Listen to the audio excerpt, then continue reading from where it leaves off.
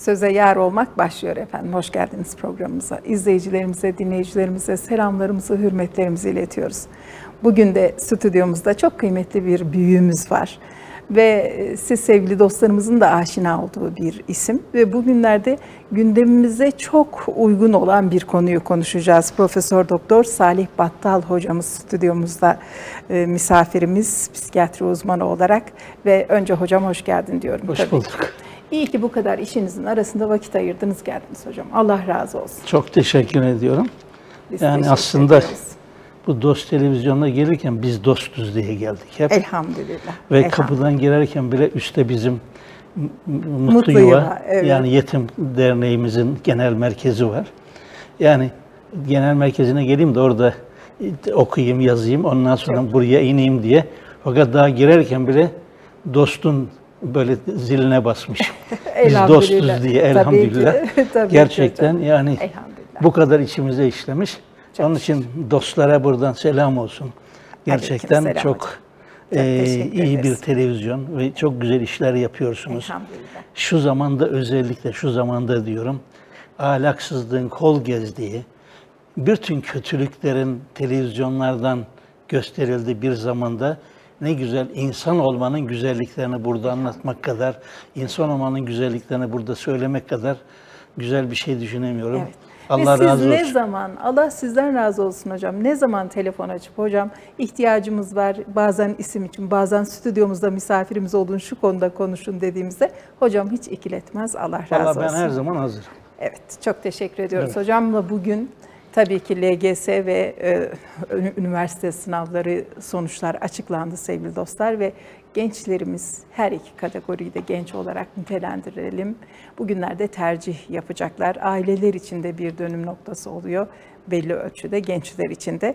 Ve hocamla konuşmak lazım bu konuyu. Çünkü hocam hem aileleri sever, hem gençleri sever, çocukları sever. Dolayısıyla bir uzman gözüyle de aynı zamanda bize yol göstersin istedik ve Allah razı olsun. Hocam şimdi tercih dönemi başladı.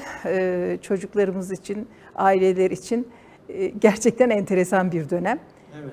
Sıkıntısız olanlar, zaten rahatlıkla istedikleri, planladıkları yerlere girenler, tercihlerini yapanlar sıkıntı yaşamayacaklar. Ailelerle de belki problem yok ama bir dönüm noktası olması ve bu dönüm noktasında çocuklara karşı ebeveyn ilişkisinde önce oradan başlayalım.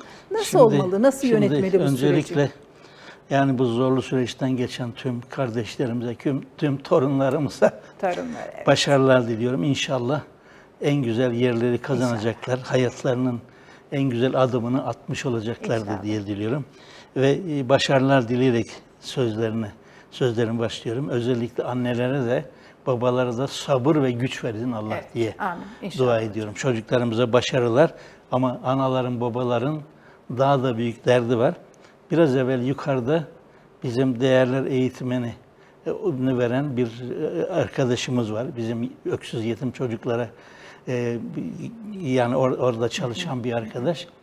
Dedi ki benim çocuğum üniversite imtihanında Selçuk Tıbbı kazandı, ne diyorsun?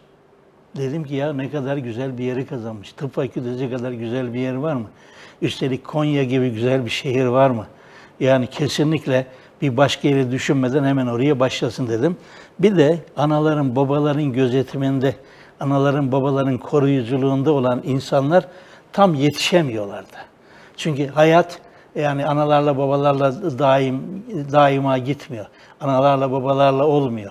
Yani en azından orada anası babası olmadan da bu hayatı nasıl yaşanır, bu okul nasıl okunur, bu hayat nasıl öğrenilir, bunu öğreniyoruz. Ben hep kendimden düşünüyorum. Bizim zamanımızda analarımız, babalarımız ne okula gelirlerdi, ne şunu yap, bunu yap derlerdi. Ve bir kere bir veli toplantısına bile annemin, babamın geldiğini hatırlamıyorum. İstanbul Üniversitesi Tıp Fakültesini kazandım. Yani oraya kaydolmaya gidiyorum. İstanbul'u ilk defa görüyorum. Ama iyi ki ilk defa görmüşüm. Orada ayaklarımın üzerinde durmuşum.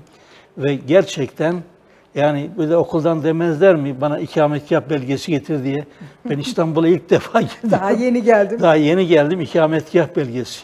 Adamın birisi dedi ki şurada bir muhtar var, oraya git 2,5 lira ver, sana ikametgah belgesi versin. Yani o şekilde hayatın zorluklarını bile öğreniyoruz. Yani ayaklarımızın üzerinde durmayı öğreniyoruz. Onun için gerçekten bu çocuklarımız en iyi yerlere gelirler. Şimdi bu LGS ayrı bir başlık altında bahsetmek istiyorum. Keşke LGS'yi yani 2 hafta evvel, 3 hafta evvel konuşabilseydik Evet hocam, diye. o bizim gafımız Yani oldu. ben Evet. gaf diye düşünmüyorum ama yani bu üniversite seçme sınavlarında keşke şimdi konuşsaydık. Şimdi LGS çocukların hayatının kararlarını verdiği bir süreç. Daha küçük tabii. Daha küçük, Birey ne daha küçük. olacağını Anne babaya bildiği, daha çok bakıyor. Anne babaya daha çok bakan ve burada bu büyük yarışta LGS'de ne yapacak, ne şekilde, ne alacak, ne okuyacak, ne verecek, bunlar çok önemli. Ben diyorum ki öncelik kendini bir analiz etsin gençlerimiz. Ne demek analiz etmek? Bir kendini tanısın. Benim neye eğilimim var? Matematiğe mi eğilim var? Edebiyata mı eğilim var? Tarihe, coğrafyaya mı eğilim var? Müziğe, resme mi eğilim var? Yoksa dile mi eğilimim var?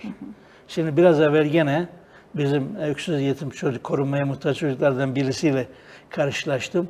Ne güzel, öyle güzel bir karar vermiş ki ana yok, baba yok.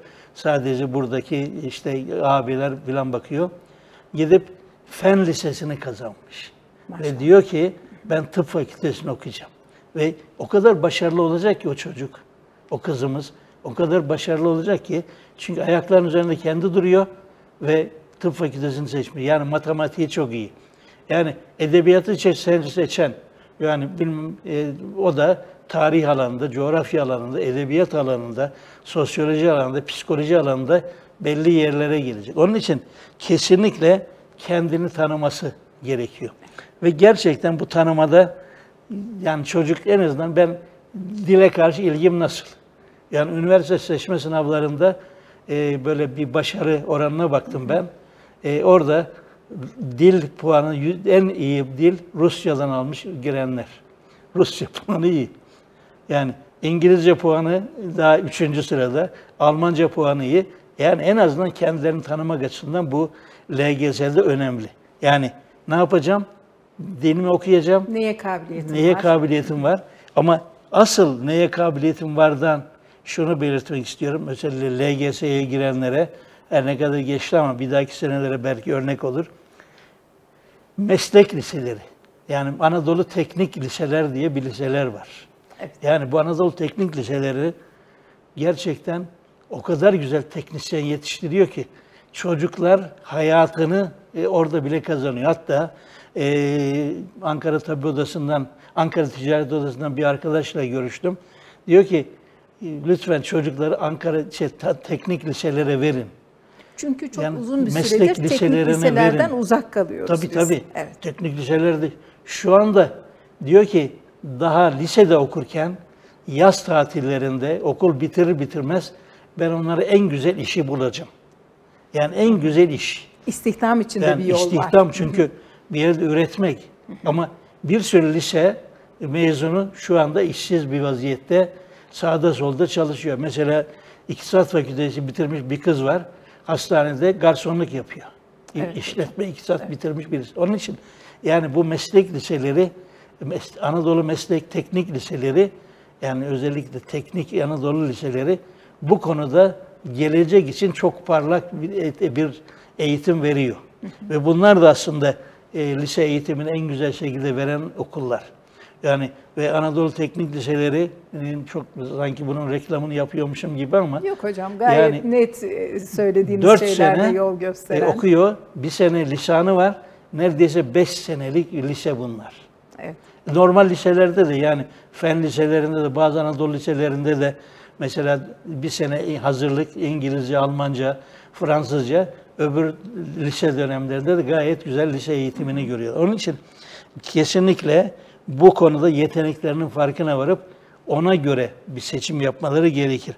Şimdi bu konuda bir de mutlaka bunların bir danışmana başvurmaları, bir danışmanlık görevi almaları, anaların, babaların bu konuda destek olmalarını istiyoruz. Çünkü gerçekten ben ne kadar ne gösterebilirim millete ve ben çocuklardan aldığım şeyle onlara şöyle yap, böyle yap gibi laflar söylüyorum ama bir danışman bu konuda, psikolojik danışman veya rehberlik danışmanı veya okuldaki hocalar o kadar güzel yön veriyorlar ki diyor ki senin matematiğin iyi, sen şuraya git. Sen mesela Kabataş Erkek Lisesi'ne git. Sen Konya bilmem neye git. Yani LGS'lerde.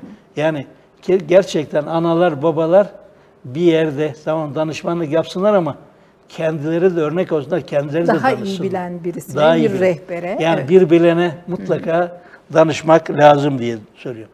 Onun dışında çok önemli olan bir şey kararlı olabilmek. Yani ne demek kararlı olabilmek? Ben tıp doktoru olacağım. Şimdi Onun üniversiteye geçtik mi hocam? Üniversiteye geçmedim Daha geçmedik. Daha peki. lisede. Daha lisede. Ben tıp doktoru olacağım. Lisede bunun için çalışacağım. Matematiğimi şöyle yapacağım. Bilmem biyolojimi şöyle yapacağım. Çalışma yöntemini de aslında yöntemini öğrenmek açısından. Yani kesinlikle kararlı olmak ama bu sene tıbbı seçip öbür sene iktisat deyip öbür sene çünkü ilk 2 sene liselerde aynı müfredat uygulanıyormuş. İlk 2 senenin müfredatı aynı. 2. seneden sonra 3. sene ve 4. sene tercihe göre bir takım değişiklikler oluyormuş. Onun için mutlaka kararlı olmalarını, LGS'ye gidenlerin ne yapacakları konusunda kararlı olmalarını istiyorum. Onun dışında çalışmak. Yani bu oldukça önemli. Yani çalışmadan tıp doktoru olmak, tanışmadan diş hekimi olmak, çalışmadan bilgisayar mühendisi olmak. Şimdi aslında bilgisayar mühendisliğine böyle çok fazla özen başladı ama yani bilgisayar mühendisi de gerçekten harika bir şey. Yani çalışmadan olmuyor. Yani ve çocuklar kendi ayaklarının üzerinde durmayı öğrenmeliler istiyorum. Yani kendilerini analiz edip, kendi kararlarını verip, kendi kararlarıyla ne yapacakları konusunu iyi bir şekilde seçmek lazım. Onun dışında uzun vadeli plan, gene dediğim gibi çalışmanın üzerinde biraz evvel de söyledik, kararlı olmak derken uzun vadeli bir hesap yapmak. İşte ben bilgisayarcı olacağım, ben işte bilmem doktor olacağım, ben diş tabip olacağım. Yani son zamanlarda gastronomi çok çok yüksek puanlarda hocam çok şu anda. yüksek puanlar başladı. Yani ama o kadar gastronomiye ihtiyacımız var mı zaten? Yani yemek yemekten bir hale geldik hepimiz. Yani bu kilo veremiyoruz neredeyse. Yani onun için uzun vadeli planlar yapmak gerekiyor. Şimdi gene böyle bu LGS'de şehir seçimi çok önemli. Yani aslında bütün okullarda artık yani çok güzel bir şekilde yurtlar da var. Ondan sonra gerekenler de yapılıyor. Kalacakları yerler de var. Onun için gerçekten bu işleri iyi seçmek gerekiyor ve istediği okula mutlaka gitmesini tavsiye ediyoruz. İstemediği bir yerde okumasını istemiyoruz ve gerçekten mesela Kabataş Erkek Lisesi dünyanın da kabul ettiği bir lise haline gelmiş. Amerika'da bile Kabataş'ın ismi. Ben Ankara Atatürk Lisesi mezunuyum. Ankara Atatürk Lisesi gerçekten bilinen dünya çapında bir lise haline geldi. 4+1'miş. Yani bir sene hazırlık varmış. Ve gerçekten eskiden düşünüyorum Anadolu liseleri o kadar iyiydi ki bir sene İngilizce, Almanca, Fransızca okutuyorlardı ilk sene. Yani bunun çok fazla, şimdi Arapça da var, yani diğerleri de var. Yani ilk seneyi mutlaka bir dil üzerinde, hele beyinlerin çok taze olduğu dönemlerde mutlaka bir dil öğrenmelerinde fayda var. Bugün Avrupa'ya gidiyorsunuz, yani en kötü ülkelerde bile, seninle yarışamayacak ülkelerde bile yani 2 dil biliyorlar, 3 dil biliyorlar. Evet. Yani ben kimseden geri değiliz. Bu millet hakikaten çok büyük bir millet. Hep onu söylüyorum. O Türk milleti gerçekten harika bir millet. İnsani duyguları çok fazla olan bir millet. Yani İngiltere'de bir doktora gidemezsiniz isterseniz. İngiltere'de kesinlikle bir bardak çay ikram etmezler. Yani ama şurada 10 kilometre ileride bir köye git, aç kalmasın, açık kalmazsın. Yani onun için insanımız çok güzel ama dediğim gibi yani mutlaka bu insanımızı en iyi şekilde yetiştirmemiz de gerekiyor diye düşünüyorum.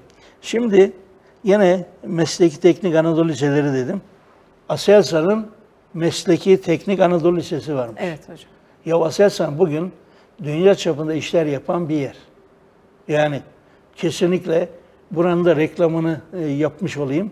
Yani Aselsan Teknik Anadolu Lisesi. Ondan sonra gerçekten yani çıktığı zaman işsizlik denen bir şey yok. Üstelik yani doktor hak getirmiş, yanında çok iyi de para kazanıyor. Evet, onun için kazanç noktasında yani da LGS'ye girenlere gerçekten ne yapacaklarını, hangi okulu seçeceklerini, yukarıdaki kızımızdaki gibi, Ankara'da değil kızımızın gittiği okul, Fen Lisesi'ne gidiyor. Evet. Ve niye bizim zamanımızda Fen Lisesi bilen yok diye hep düşünüyorum. Yani gerçekten bunlar çok önemli. Şimdi yine üniversite sınavlarında da ne yapacağını çok iyi bilmek gerekiyor. Gerçekten doğru tercih nasıl olmalı diye böyle üniversite seçiminde böyle bir Google'a baktık. Bu Google hayatımızda Neler söyleyecek bize neler diye. söyleyecek Evet. diye baktık. Diyor ki üniversite yerleştirme başarısı. Yani üniversite nerelere yerleştiriyor, neler yapıyor, neleri yetiştirmiş, kimleri yetiştirmiş. Yani hep İstanbul Üniversitesi Tıp Fakültesi'ni düşünüyorum. Yani Aziz Sancar gene lisesi var, böyle meşhur bir lise Ankara'da galiba. O da teknikse mi değil mi onu bilemiyorum. Yani Aziz Sancarları bilen yetiştirmiş. Evet. Onun için kimleri yetiştirmiş, nasıl, başarılı mı, yetiştirme başarısı nasıl? Bu oldukça önemli. Ve kesinlikle okulda akademik rehberlik, danışmanlık bürosu var mı? Yani gidip Bilgi alacağım. konuşabileceğin birisi var mı? Çünkü gerçekten çocuklar yani geliyorlar, eğer senin kapın açıksa rahat rahat her şeyi rahatlıkla konuşabilirler. Artık gençlerimiz çok akıllı. Evet hocam. Yani onun için her konuda hocam şu ihtisasımı yapayım, bu ihtisasımı yapayım hocam. Şu derste nerelere çalışayım, burada nerelere bakayım. Yani sizin öneriniz nedir gibilerden. Yani ve gerçekten hocaya danışıyorlar. Burada mutlaka rehberlik ve danışmanlık adı altında birilerinin olması çok önemli. Ayrıca öğretim kadrosu. Yani eleştirmek istemiyorum kimseyi ama bir Ankara Üniversitesi, bir Hacettepe, bilmem bir Çapa Tıp Fakültesi, bir Cerrahpaşa Tıp Fakültesi'nde kadrosunu, öğretim kadrosunu düşünüyorum. Bir de yani memleket vermek istemiyorum. Ben psikiyatri uzmanı yetiştirdim. Yani asistanlık bitti, uzman oldu gitti ve bir memlekete gitti. Üniversiteden hocalar benim uzmana soruyorlar. Buna ne veriyorsun? Buna nasıl bakacağız? Buna hangi ilaçları vereceğiz? Buna şoku nasıl yapacağız diye. Yani üniversiteleri eleştirmek istemiyorum ama evet, akademik kadro oldukça tercihlerimiz önemli. Noktasında yani, neye yöneldik? Ve gerçekten pek çok yerde sorumsuz bir takım kişiler de var. Saat yani eskiden de vardı bunlar. Yani şimdi yeni olan bir şey değil. Saat 11'de gelen, 12'de gelen hekim yemeğini yiyor. Ondan sonra muayenehanesine giden hekim. Yani böyle yerlerde çocuklar yetişmiyor.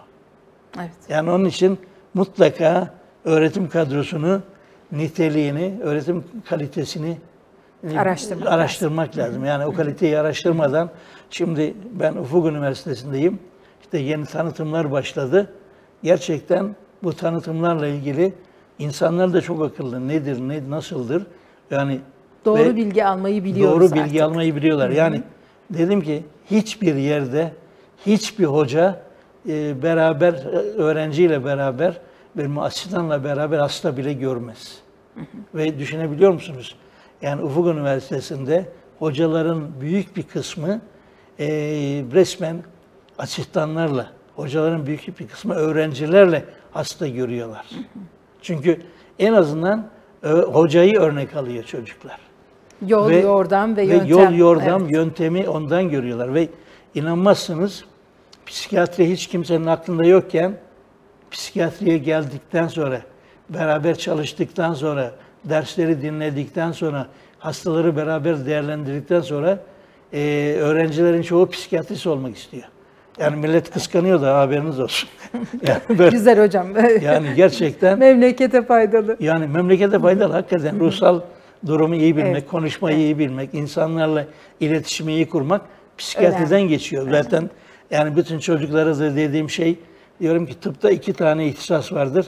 Birisi psikiyatri, birisi diğerleri. İnsanın ruhsal bu kadar net ayırıyorsunuz. Bu kadar net ayırıyorum ya. İnsanın ruhsal durumunu bilmeden istediğin kadar dahiliyeci ol. Evet. Yani kesinlikle insan ruhuna hitap etmedikten sonra, hastayla empati yapmadıktan sonra, hastanın böyle sıkıntılarına eğilmedikten sonra, hastayı dinlemedikten sonra istediğin kadar dünyanın en meşhur dahiliyecisi ol. Bu değişmez bir kural diyorsunuz Değişmez yani. kural. Evet. Yani iyi hekim iyi psikiyatristtir. İyi hekim iyi dinleyicidir diyorum. Ve gerçekten bu konuda yani çocukların çoğu, hatta hocalardan bazıları diyor ki ya hepsi psikiyatrist olmak istiyor, biz ne yapacağız? Olmaz Yani böyle hocam. gerçekten mesela hastalara, bazen hastalar da yani o kadar mantıklı, o kadar akıllı hastalar var ki diyorum ki ya çocuklara ders anlatır mısın hastalığını? Yani çünkü istediği kadar hoca anlatsın. Yani hocanın anlattığıyla hastalığın anlatması kadar güzel bir şey yok. Hoca istediği kadar anlatsın, öğrenci anlamıyor. Yani yalnız tahlil sonuçları değil, insan değeri var orada. Tabii. Evet. Yani hastaları alıp onlara teşekkür ederek bilen resmen hastalıklarını çocuklara anlatıyoruz. Yani onun için burada öğretim üyelerinin niteliği, kalitesi ve öğrenciye yaklaşımı önemli. Önemli olan diğer bir şey mutlaka yabancı dil. Evet. Yani tıpta, mühendislikte, Bunu hem LGS için hem üniversite için tekrar hatırlatıyorsunuz. hem Evet, üniversite için mutlaka yabancı dilin olması lazım. Yani yabancı dilin yoksa kesinlikle yani belli bir şeye ulaşmak mümkün değil. Tamam, yeni bir takım yöntemler falan çıktı. Yani cebinde lügat gezdirebiliyorsun böyle. Evet. Her ne kadar telefonda bile hemen sana tercüme eder ama kesinlikle senin en iyi şekilde dili bilmen lazım. Yani bir İngilizceyi, bir Fransızcayı, bir Almancayı mutlaka birinden birini en iyi şekilde bilmek lazım. Yani bu çok önemli. Yani okulun yabancı dili var mı yok mu? Buna da dikkat etmek lazım. Çok önemli bir konu da laboratuvarları ve teknolojik altyapı. Yani düşünebiliyor musunuz? Tercih ettiği alana göre Tabii. malzeme. Yani şeylerde bile, LGS'lerde bile, liselerde bile biz yani laboratuvarlarda bir takım deneyler yapardık lisedeyken. Laboratuvarımız vardı. Laboratuvarlarda bir takım deneyleri yapardık. Yani bilmem böyle her ne kadar böyle Hababam sınıfındaki gibi hocalar patlatmazdı ama yüzümüzde gerçekten yani deneyleri yapabildik. Onun için gittiğiniz okullarda mutlaka laboratuvarları araştırın istiyoruz. Gittiğiniz okullarda teknolojik altyapı var mı? Yani gidip de üniversiteye, bir sürü üniversite var şimdi. Hoca var, hastane yok. Evet hocam. Hoca var, laboratuvar yok. Hoca var, MR yok. Bilmem röntgen yok. Ya böyle eğitim olmaz. Onun için gecekondu üniversitelere gitmemek lazım. Yok puanı düşük de yani bekle, yani sabret. Ondan sonra kesinlikle onu yapmayı unutma. Kesinlikle yani teknolojik altyapı. Yani iyi bir biyokimya testi yapamıyorsa o üniversiteden hayır gelmez. Evet. Yani tutup başka yerlere gönderiyor. Kanı başka yerden geliyor. Yok böyle bir şey. Onun için mutlaka gideceğin üniversitenin teknolojik altyapısını, laboratuvarlarını incelemek lazım. Onun dışında gerçekten yani böyle üniversiteler bir sanatın, sporun, sosyal alanların olduğu bir yer. Yani gerçekten resime ilgin varsa, müziğe ilgin varsa, spora ilgin varsa üniversitelerde bunlar da çok önemli. Çünkü spor, sanat ve sosyal etkinlikler çocukları bir takım kötü şeylerden alıkoyuyor. Evet. Özellikle spor, yani bir basketbol, bir voleybol çocukları sigaradan da alıkoyuyor, uyuşturucudan da alıkoyuyor. Yani en azından iyi bir şekilde yetişmesini sağlıyor. Onun için yani bu konulara da çok fazla dikkat etmek lazım geldiğini ben düşünüyorum. Yani sanata, spora ve sosyal etkinliklere. Yine böyle TÜBİTAK'a bağlı olarak proje tabanlı etkinlikler yapılan üniversiteler var. Proje tabanlı. Ve bütün bu proje tabanlı etkinlikler çocukların gelişmesine ve çocukların bir takım icatlarına neden oluyor. Ve gerçekten üniversitelerin Teknofest dediğimiz bilmem teknik bir takım şeyleri, bölümleri var şimdi. Oralarda çocuklar, genç dimağlar o kadar güzel şeyler üretiyorlar ki. Ve bu da çok önemli diye düşünüyorum.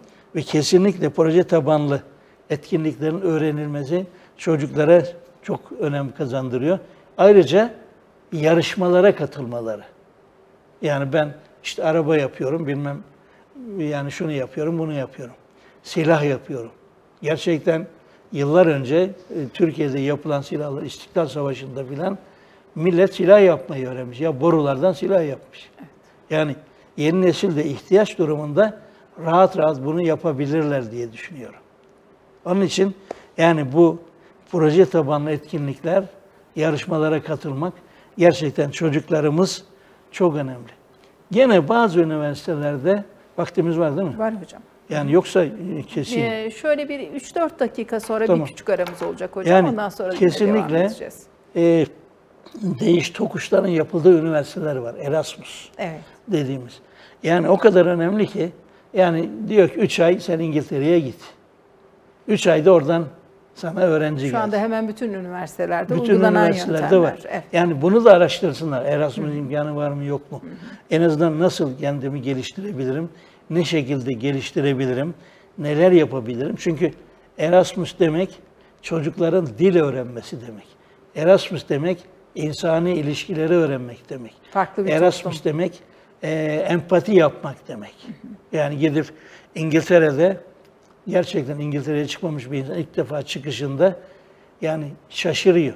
Ama öğrencilik döneminde gidip oralarda bir müddet kalması, oralarda ne yiyip ne içeceğini, ne yapıp nereden geçeceğini öğrenmek. Yani İngiltere'ye ilk gittiğimizde ya eti nereden alırız diye Tabii. ev sahibimize sorduk. Yani ve orada ev sahibi Yahudiydi bereket. Lanet ediyoruz ama Yahudi. Bir taraftan da dedi ki sakın dışarıdaki kasaplardan alma, orada domuz vardır.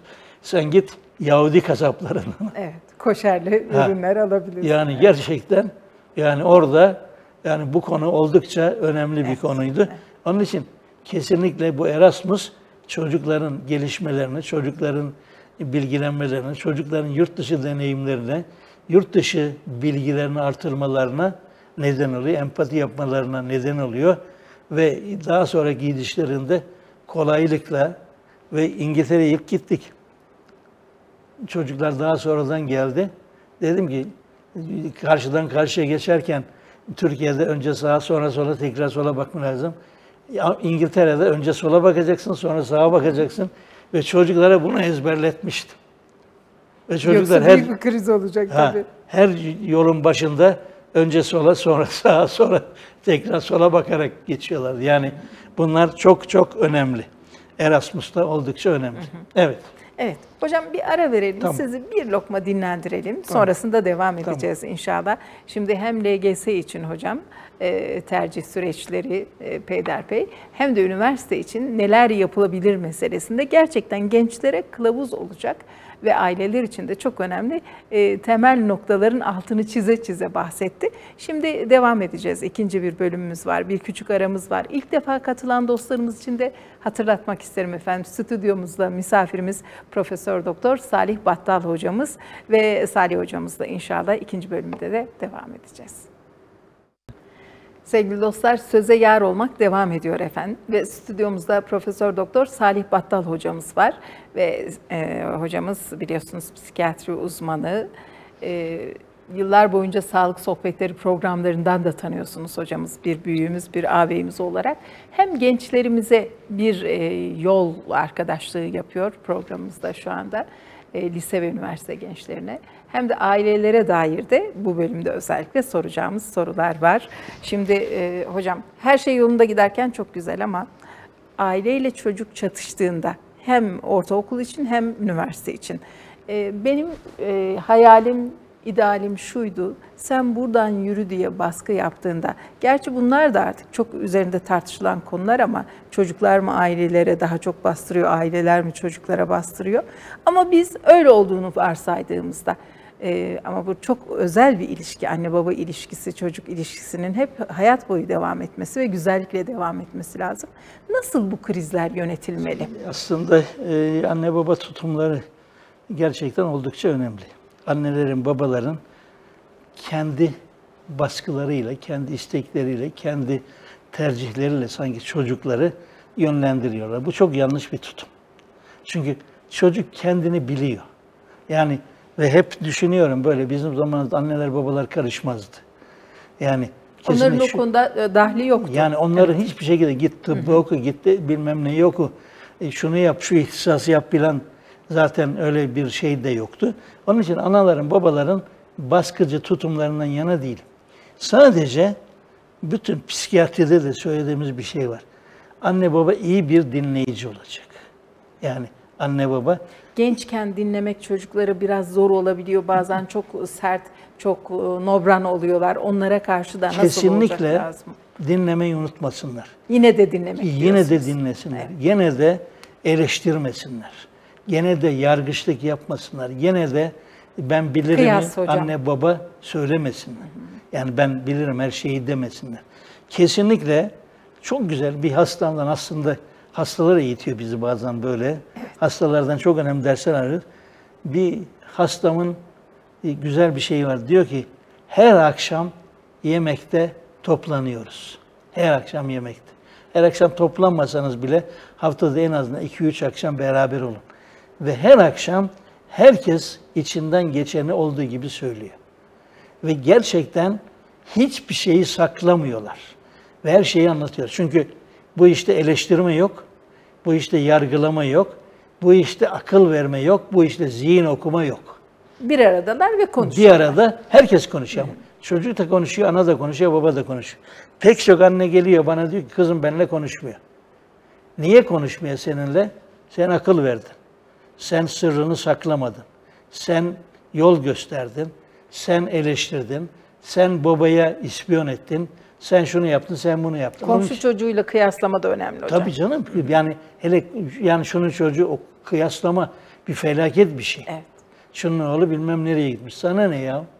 Bilmem kimin babası da başbakan olmuş. Yani böyle bir durum da var. Böyle bir durum da var yani. Onun için yani bu konularda gerçekten o baskıcı tutumlar ve yönlendirmek tutumları oldukça kötü. Ve en güzel ilişki örnek olmaktan geçiyor.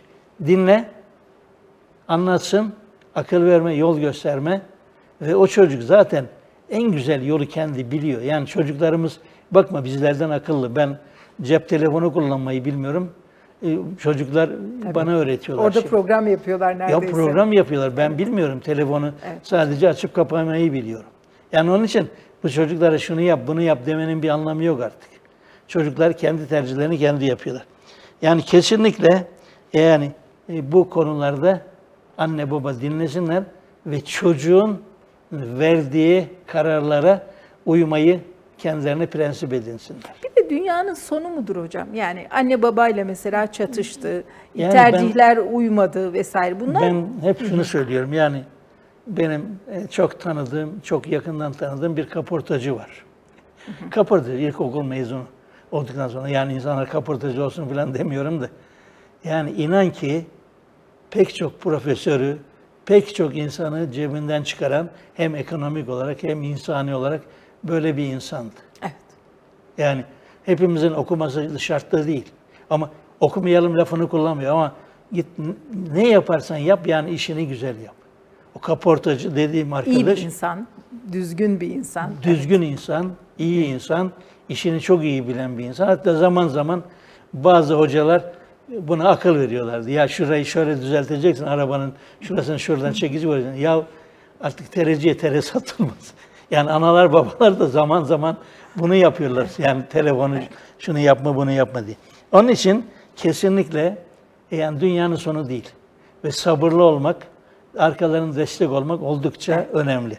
Onun dışında gene meslek seçiminde yani iyi bir şehir, iyi bir şey falan dedik de yani benim üzerinde durduğum iş imkanı olan yani okulu bitirdiği zaman. Özel olarak mesela sizin dikkatinize altını çizdiğiniz şunlar Ya aslında talipleri var ve bunlar çok iyi şimdi istihdam biraz alanları evvel dedim ki oluşturur tıp, dediğiniz. diş, gastronomi. Yani hocalardan birisi diyor ki bu konuda devamlı televizyonlara çıkan psikoloji diyor. Psikoloji 2 gün evvel bir yanımda psikolog var zaman zaman bana gelen, yanımda staj gören. Diyor ki bir yerde bir psikolog alıyorlardı. 600 kişi müracaat etti. Bir okula 2 kişi alacaklar diyor. Evet.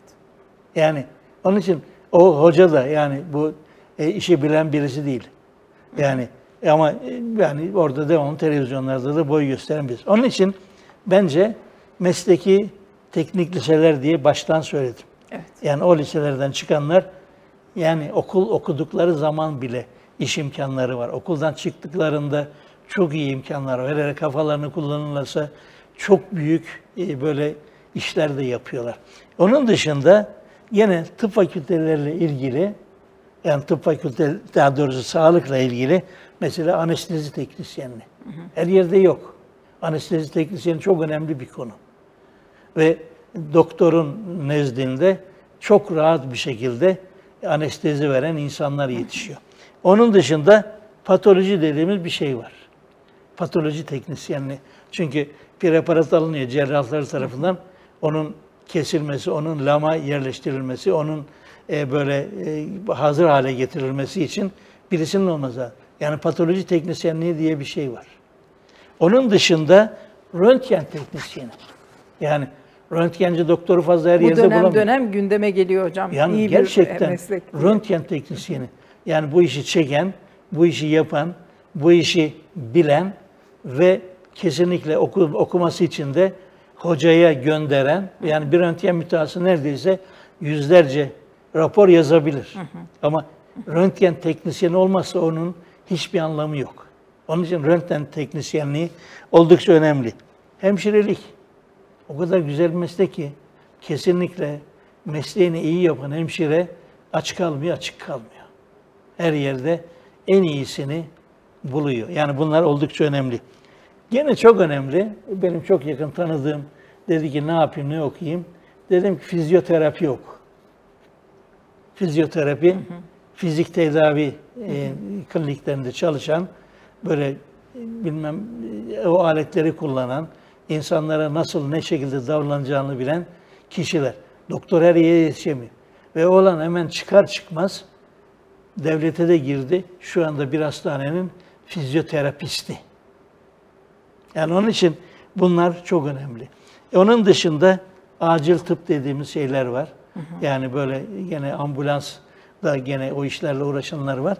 Yani bunlar gerçekten oldukça hemen işi bulan kişiler. Çıkar çıkmaz. Onun için ben daha ziyade yani bu tür şeyleri tercih edin diye söylüyorum. Onun dışında meslek teknik Anadolu liseleri dedik. Yani onlar var. Ama kesinlikle öğrencilere hem LGS hem YKS öğrencilerine gerçekçi olmalarını istiyorum. Anaların babalarının etkisiyle değil, gerçekçi olmalarını istiyorum. Kendilerine dair bir değerlendirme istiyorsunuz Kendilerine dair hocam. bir değerlendirme yapsınlar. Çok yüksek puanlı yerleri yazmasınlar demiyorum. Ama uçmasınlar. Ya tutarsa diye, yani Nasrettin Hoca göle yoğurt çalmış, ya tutarsa diye. Ama gerçekten ümitsizliğe yer yok. Ama tutup da ya tutarsa diye gerçek dışı bilmem 500 puanlık bilmem nereyi yazmanın bir anlamı yok. O motivasyon çok düşünce bu sefer depresyona girebilir. Ya da ben niye böyle başarısızım? Çok ciddi çöküntü de yaşıyor çocuklarımız. Gerçekten yani gerçekçi olmayan tutum ve davranışlar niye, neden sonucunu da depresyonda oluyor, kaygılanma da oluyor. Ve düşük yerleri de yazmasınlar, çok düşük. Yani ben kazanamam filan diye. Ve gerçekten bunlar oldukça önemli. Yani gerçekçi olmalarını değerlendirmeler. Çalışmaya tekrar bir vurgu yapar mısınız hocam? Çalışma meselesi bizim herkes çalışmalı, öğrenci dersine iyi çalışmalı diye konuştuğumuz ama çalışmayı mı bilmiyoruz? Yöntem yani konusunda mı sıkıntımız aslında çalışmayı bilmiyoruz bir. İkincisi bu telefonlar, televizyonlar. Bunu da biraz açar mısınız bize? Yani hep onu söylüyorum. Yani içimdeki şeytan dediğimiz nefsimizin esiri oluyoruz. O televizyonların peşindeyiz. O televizyonların telefonların peşindeyiz. İnternetin peşindeyiz. Yani kesinlikle internete girmesinler, telefonla uğraşmasınlar, laptopla uğraşmasınlar diye bir şey söylemiyoruz ama kesinlikle belli zaman aralıklarıyla, yani ders çalışmak, böyle saatlerce, günlerce ders çalışılmaz. Evet. Yani ben yarım saat 45 dakika çalışıp bir 15 dakika dinlenirdim hep. Yani tutup da saatlerce okuyayım, zaten yani beynin kapasitesi de belli. Ve dersler bile ne diyorlar? 45 dakikalık dersin 20 dakikası sadece çocukların zevkle dinledikleri dönem, anladıkları dönem. 20 dakikadan sonra uyumaya başlıyor çocuklar. Kaçırabiliyor ondan sonra. Kaçırabiliyorlar. Evet. Onun için kesinlikle bunlara da dikkat etmek gerekiyor. Ve kesinlikle herkese dediğimiz gene şey, mutlu olacağı mesleği seçmeli. Evet. Yani hangi meslekten... Kendine dair gerçekçi bir değerlendirme yapacak, evet, ve mutlu olacağı, mesleği seçmek. Yani oldukça önemli. Yani yıllar önce ben, yani bazen kendimizi de tanımıyoruz. Ben yıllar önce cerrah olmayı düşünüyordum. Ve hatta bir sene cerrahide çalıştım. Fakat tevafuk, yani bir senenin sonunda işte cerrahiye gireceğim, kadrolar açılmadı. Dedim ki ben psikiyatriye gireyim. Ya ne kadar güzel etmişim diye düşünüyorum sonradan. Bu bir sevk olmuş hocam. Evet. Gerçekten bu tevafuk. Evet. Yani bir yerde cerrah olacaktım filan ama cerrah olsaydım belki 50 yaşında, belki 55 yaşında, belki 60 yaşında her şeye veda edecektik. Ama psikiyatrist olmakla, yani insan kendini tanımıyor ama mutlaka danışmanlık falan diye de bir şey yoktu. Hatta o zaman çok tanıdığımız bir profesör vardı. Ona birkaç sefer danışmak için gittim, ne yapayım diye. Adam yüz vermedi, bir daha da gitmedim de. Yani onun için hocalarla, yani en azından seni kabul edebilecek hocalarla bu konuları konuşmak lazım. Ve kesinlikle iyi ki gitmemişim. Gitseydim belki beni başka yöne yönlendirecekti. Ama tevafukla dedi ki psikiyatriye gidelim bakalım. Arkadaşlar da hatta dediler ki sen bu işi yaparsın. Birkaç tane arkadaş. Yani o yüzden psikiyatrist olduk. Yönlendirme. Yani yönlendirme değil. Anamız babamız hatta hiç bu konuya girişmediler bile. Evet. Yani öyle. Bu konuda şunu yap, bunu yap gibi böyle bir şeyde de bulunmadılar. Ama yani güzel bir espri var. Yani işte diyor ki oğlan erik yiyormuş otobüste giderken. Demiş ki erik yeme. Ondan sonra demiş ki sen kaç yaşındasın? Ben 80 yaşındayım. Demiş ki benim dedem 95 yaşında. Niye o kadar uzun yaşadı demiş. Her şeye karışmadığı için. Çok net. Yani gerçekten yani analara babalara hep tavsiyemiz aman karışmayın. Yani tamam kötü yola düşsünler demiyoruz. Yani çocukları tamamen boş bırakın demiyoruz ama resmen yani belli bir şey içinde, yani yakınlaşma içinde, çocuklarla paylaşma içinde çocukları çok iyi yere geleceklerini göreceklerdir. Peki kaygılarımız hocam, anne baba olarak kaygılarımız mesela. Yani anne ve baba gençlerin olarak, kaygıları. Onlara dair de şöyle bir açar mısın? Mesela şimdi anne baba olarak yeni bir çevreye girecek çocuklar, orada karşılaşacakları şeyler, kötü alışkanlıklar, kötü arkadaşlar başta olmak üzere, bir de kötünün genel olarak lanse edildiği toplumlarda yaşayan bireyler olarak biz gerçekten ciddi korkular üretmiş durumdayız. Gerçekten anne babalar kaygılarında haklılar. Evet. Çünkü ortam artık yani eskisi gibi böyle her şeyin güzel olduğu bir ortam değil. Şu televizyonlar filan şey değil ama hep dediğimiz şey şu, çocuk yetiştirirken yani ilk 6 yaş yani çocuk yetiştirmekte ana çok sermaye. Ana yani resmen temelin atıldığı dönemler. Evet. Yani o dönemlerde annenin babanın iyi örnek olması gerekiyor. İyi yani çocuğa yok namaz kıl, oruç tut, bilmem baskı yapmak yerine kesinlikle örnek olarak çocukların önünde bir takım şeyleri yaparak çocukları örnek olmaları gerekiyor. Ana baba kesinlikle çocuklarını tartışarak değil, kötü laflar söyleyerek değil, canımlı, ciğerimli, hayatımlı filan laflar söyleyerek böyle çocuklara örnek olmak, her alanda. Her alanda örnek olmak Ve gerçekten okuyarak örnek olmak, konuşarak örnek olmak ve kötü şeyleri çocuklar çok çabuk öğreniyorlar. Hatta son bir dergide şey var söyledim. Yani babanın ileri derecede 6 yaş yaşında baskıcı olması, babanın gaddar olması, babanın zalim olması çocuğun anneye yönelmesi, erkek çocuğun anneye yönelmesine ve sanki kimlikle ilgili bir kargaşanın olmasına, Oidipus kompleksi dediğimiz bir kargaşanın olmasına neden oluyor. Ve gerçekten Müslüm Baba filmini buradan millete tavsiye ediyorum. Yani seyretsinler o filmi. Müslüm Baba'nın babası çok zalim bir baba. Çok zalim bir baba. Anasını döven, anasına kötü davranan, anasını bıçaklayan, anasına kötü sözler söyleyen birisi. Kendisi de esrarkeş, eroinman filan birisi. Ve Müslüm Baba anneyle özdeşleşiyor çocukluk döneminde.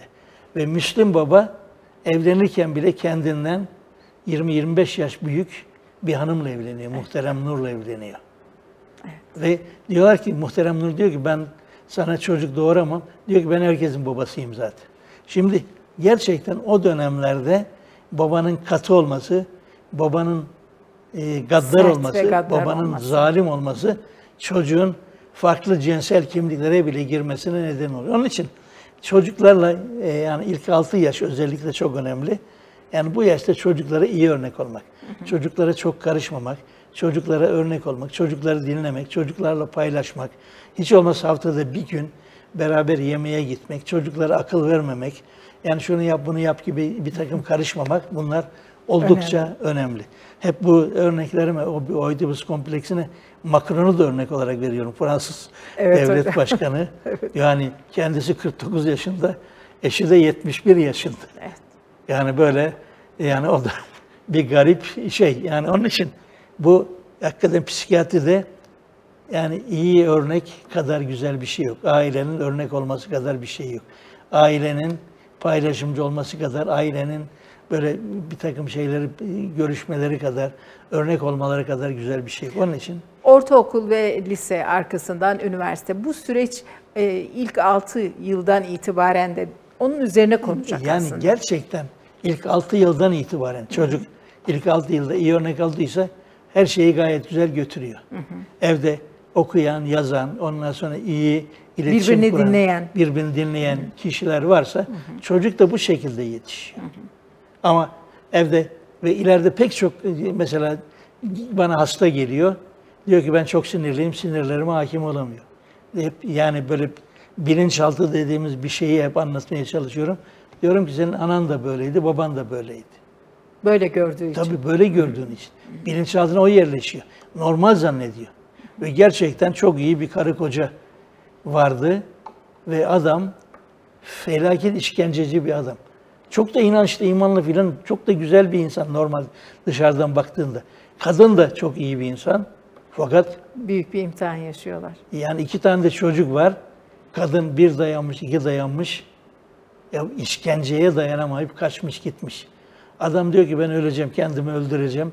Yani ne yapayım yap bu şey, ama ya sicilini bozmuş. Yani kötü örnek olmasın. Ama babam da böyleydi diyor. Yani baba da böyle, anne böyle. Yani bu da, ama ikili ilişkilerde adam o kadar güzel bir insan ki, yani adamı, yani gelse benim kızım istese ben bile veririm öyle bir adama. Ama alt tarafını bilmiyoruz adamın. Onun yönetme için, noktasında yani yönetme noktasını bilmiyoruz. Onun için çocuklara iyi örnek olmak gerekiyor. Mutlaka böyle 24 saat televizyonla vakit geçirmemek. Hep onu söyleyip duruyorum. Nefsi mülhime diye bir nefsimiz var. Evet. Bu mülhime, ilham alınan nefis. Şu anda o kadar kötü örneklerle dolu ki televizyonlar. Yani o kadar cep telefonları devamlı. Cep telefonları da öyle, akıtıyor bizi. Televizyonlar da öyle, ortalık da öyle. Artık bugün Hakkari ile, Antep'le İstanbul'un farkı kalmadı ya. Evet. Giyim kuşamda da, böyle konuşmalarda da, ilişkilerde de hep belli kesimin şeyleri hep ön plana çıktı. Evet. O zaman kendi örnekliğimize dikkat edeceğiz. Elimizden gelen gayreti göstereceğiz. Yani televizyonu kapatın da diyemiyoruz. Yani onu da, yani o kadar zor dönemden geçiyoruz ki nefsi mülhime, yani örnek alınan örnekler, kötü örnekler. Yani nasıl engel olacağız onu ben de bilemiyorum. Gayreti herhalde hiç bırakmamak hocam. Yani Çünkü, hiç bırakmamak evet. lazım. Yani düşünsene sabahtan akşama kadar böyle yalan yanlış bir sürü. Evet, evet. Yani onun için gerçekten işiniz zor. Dost Televizyon gibi düşünen televizyoncuların işi zor. İyi örnek olmak, Evet. yani şeytana Gayret uymak, etmek. şeytana uymak yani o kadar kolay ki gayret etmek ve boş bırakmamak, iyiliği yaymak, Evet. insan olmayı öğretmek. Yani insan olma lafını ben çok kullanıyorum. İnsan olmak, yardımseverlik, sevgi göstermek, saygı göstermek, kul hakkı yememek, insanlara yardım etmek, paylaşmak, yardımlaşmak yani bunlar. Evet. Ve her zaman değerli hocam. Her zaman değerli. Her zaman değerli. kıymetli. Yani ama tutup da şu televizyonlara bakarsan daima egoist, bencil, yani ben merkezci insanlar yetişmeye başladı. Nefsimize hakim olacağız ama boş bırakmayacağız. Yani çalışmayı ihmal Çabaya etmeyeceğiz. devam. Televizyonlarımızdan, radyolarımızdan iyi mesajlar vermeyi ihmal etmeyeceğiz. İnşallah. Ve Müslümanın kendine çok iyi dikkat etmesi. Bir de çok önemli ha.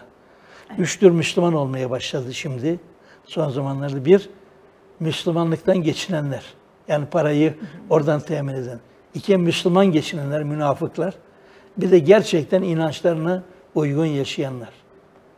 Yani gerçekten bunlara çok dikkat edeceğiz. Dikkat etmek. Liyakata hiç önem vermez olduk. Yani çok iyi yetişmiş insanlar var. Onları belli bir yerlere getirmiyoruz. Onun torpili, bunun torpili. Yani insanları küstürüyoruz. Dolayısıyla sirkülasyona yapabildiğimiz elimizden gelen her hayrı ve güzelliği yapma konusunda Bence her çabaya hayır ve hep güzelliği devam. yapmamız gerekiyor. Onun için Allah sizlere de güç kuvvet Allah versin. razı olsun hocam. Yani ne zaman İyi ki derseniz geldiniz. ben her zaman hazırım. Allah razı olsun. Bunu bilmenizi istiyorum. Çok teşekkür Bütün ederiz hocam. İzleyicilere de buradan selamlarımı, saygılarımı soruyorum.